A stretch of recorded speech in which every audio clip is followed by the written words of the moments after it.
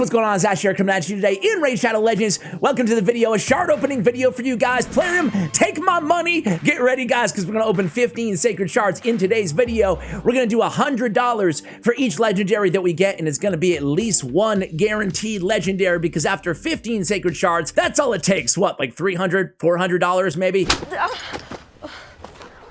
One word, and I hit you again. I'm telling Mother. That's all it takes to guarantee to get your hands on Wither the Crowned, who's one of the best healers inside the game.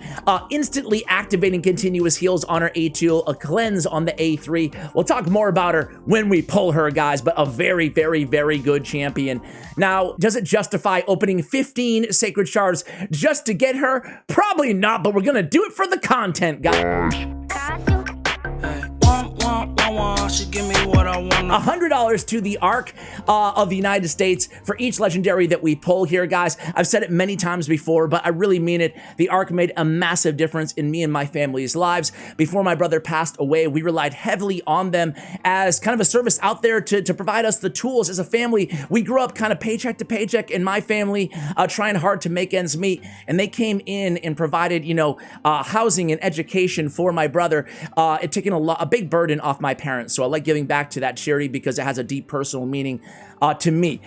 So guys, let's go ahead and do this.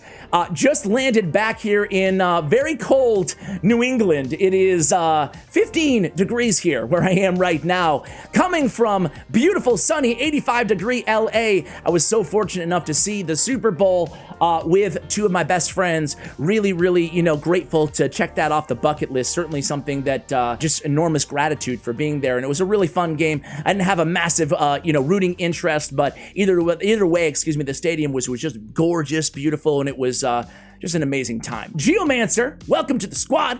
Geo he just keeps getting better, man. Like anything they introduce in the game, Hydra clan boss, Doom Tower bosses, you just use Geo everywhere. He's on the fastest teams of Hydra, or the most damaged teams of Hydra as well, and can mitigate a lot of damage with the Stone Guard ability as well. I think this Geo is definitely one of the coolest champions added last year. Don't you guys agree with me there? Hoping to get two legendaries. I don't want to be too greedy. Claude, Beastfeeder, talking about a champion that is, I don't know, underrated is the right word, but he's really good. He has decreased crit rate on his A1. On his A2, he has a shield on all allies, 3-turn cooldown. And then on the A3, we have increased accuracy and increased speed. This guy's really, really solid champion. He's very fast too. I want to say base speed might be 110. Might be 110 when he's fully maxed out. Very, very underrated champion added last year. And there we have Fenshi. Fenshi's a very, very good Fire Knight champion, kind of a specialist. 3x hitter on his A1 with decreased speed. On his A2, another 3-time hitter with turn meter depletion. On his A3, a 2-time hitter with poison, ignore defense for each poison. So a very kind of niche champion, but not bad for Fire Knight, certainly. I think I included him on my top champions for every dungeon video because he's a cool one. Hey, it's Frostbringer who doesn't bring the frost. Worthless, no good, goddamn freeloading son of a bitch. Man, we've been saying this for a long time, years here on the channel, but what's up with that, man? How can your name be Frostbringer? Aesthetically looking really, really cool. Got the whole frost motif going on. And where's the freeze? She has no freeze in her kit. Instead, she's got a kind of a wimpy increased speed, increased attack on a 4-turn cooldown. Man, she really needs a buff. Frostbringer needs to bring some frost. All right, here we go, guys. I wouldn't mind putting like a 75% freeze on one of her abilities there. We have Ripper. Ripper has, an all right champion. Average, right? Average. Yeah, I would say so. All right, we have 8 left here, guys. Come on. Let's get 2 legendaries. Were any of you guys as pathetic as me? Everybody's like, no, Ash, we were not. We did not open 15 sacreds. We're not as pathetic as you. Jarang, all right champion. All right champion. He's one of the, you know, the early freebies or whatever. He's an all right. I use him for the secret room in Doom Tower. We have the Deke.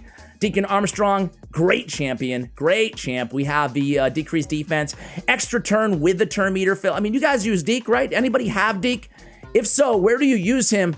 I want to say probably everywhere unless you're using Stag Knight, right? Because Deacon Armstrong and Stag Knight to me are the best Spirit Affinity debuffers in the game, even including legendary champions. Of course, there are champions like, I don't know, like Ghostborn, who have the guaranteed decreased defense. There are a lot of good Spirit Affinity debuffers out there, but those are two of my faves, man. Deke and Stag, They're like legendaries in epic skin. Urson Ice Crusher, nah, nothing to really write home about here. Although he was the first champion in the game, I believe, to have a decreased crit rate in his kit. I like the Black Bear a little bit better personally. Come on, give me the other legendary. Plarium. We got Berengiri here. I'm thinking about doing an updated guide on Berengiri as an AoE stun, 60% chance. I know a lot of you guys are probably using Berengiri with the strengthen and the shield as well in faction wars, right? So definitely a good champion, great for Bommel as well. All right, next up, there we go. So this is an extra legendary. Welcome to the squad, Roxanne.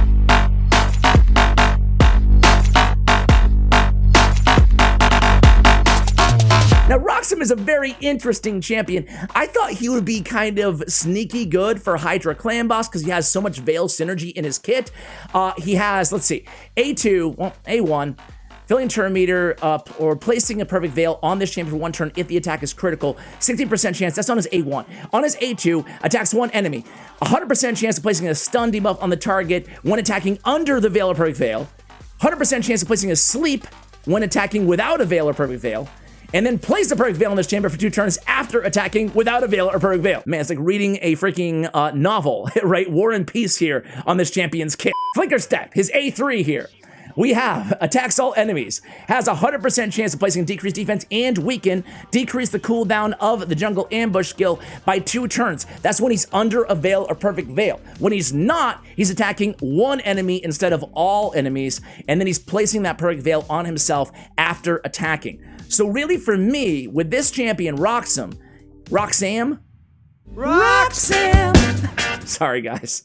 You don't have to put on the red light. Wow, that was really bad. Edit that out, please. Edit that out. We gotta place the block damage and a strength and buff on the champion for 1 turn and a continuous heal for 2 turns whenever they receive a Veil or perfect Veil. So he's a champion to me where you put him, and aesthetically, man, he looks really just gnarly, huh? Like, he is a champ. He is a champion, guys. $100 for charity. He's a champion that I want to run with, I don't know, a Rector Droth, a Chancellor Yasmin. Chancellor, she's all right. She's all right. Removing buffs from all enemies on the A3. She's got the heal, the good single target heal on the A2. Not a bad champion. She was added last year as well. But what was I saying? Tatura, runner with Duchess if you're lucky to have her. Rector Droth. Like, you put a perfect Veil or Veil champion on the same team and you're looking really good with Roxanne synergistically. Souldrinker. I actually like Souldrinker, man. He's pretty cool. 3 times at random with decreased bomb detonation. On the A3, Magma Blast. It's attack all enemies 2 times. Has a chance of placing a bomb that detonates after 3 turns. Now, a 3-turn bomb, even on a 3-turn cooldown, is really not that exciting. We want our bombs to detonate after like 1 turn or 2 turns. He does have the decreased detonation, but he's dealing a lot of damage anyway, you know, like without the bombs factored in. He has good multipliers in his kit. I think that if bombs ever become meta, he'll be a very interesting champion to try out. Maybe if they buff bombs against the, the Hydra Clan boss or against a specific Doom Tower boss, or who knows, content in the future. I think that Souldrinker will be a very compelling champion. Champions like Souldrinker, like Galka, who I did a guide on recently, Lord Shazar, and there's a lot of legendaries as well, will be very enticing. Places 2 bombs on each enemy that detonate after 2 turns when this champion dies as well, so pretty cool passive there. Can kind of have some interesting synergy where he dies, you revive, a few turns later, he dies again, more bombs on the enemies. Grizzly Jarl, one of my favorite champions in the game. I don't care what anybody says. This guy's a beast, man. He's got increased defense, block debuffs, and then he's got decreased attack on the AoE on the A3 as well, on the A1 heal reduction. Not bad at all, right? That's stupid. Use your common sense. Okay, here we go. Last one. I think we know who it's gonna be, guys. Guaranteed. Boom! Here she is. It's Wither the Crown. Wither or Wither? Wither. Wither? What? Wither? Sorry, guys. You know what? Know your strengths, know your weaknesses, guys. And my weakness is I can't pronounce one of these damn names in this game correctly. On the A1, attacks all enemies. AoE on the A1, I love that, right? Has a 50% chance of placing a leech debuff, also places a continuous heal on a random ally for 2 turns. On the A2, damage based on defense as well. On the A2, increased defense on all allies, also increases the duration of all continuous heal buffs, which is good because we're instantly activating them on all allies as well on a 3-turn cooldown. On the A3, we're removing all debuffs from all allies, then healing all allies by 30% of the champion's max HP, and then we have a continuous heal on the ally lowest HP at the start of each turn as well. So she's all about the continuous heals. Resistant all battles by 50. Let me check her out really quick here in the Demon Spawn faction to see her stats when maxed out really quickly before I let you guys go here. So what do you think? 2 legendaries, Roxanne and with that chick. That chick. All right, so let's take a look here. Demon Spawn. All right, what do we have? Man, they love her. They love her. 108 base speed, 24k, and almost 1200 on the defense. Man, I didn't realize her base stats honestly were that good, guys. I am really happy. $200 for charity. Thank you so much for watching until the end of the video, guys. I appreciate you guys. Good luck if you pulled any shards either during this event or the next event, previous event. It feels like shard events are like every other day now in the game, does it not? Appreciate you guys sending positive vibes. Thank you for watching all the way till the end, and as always, take care, guys.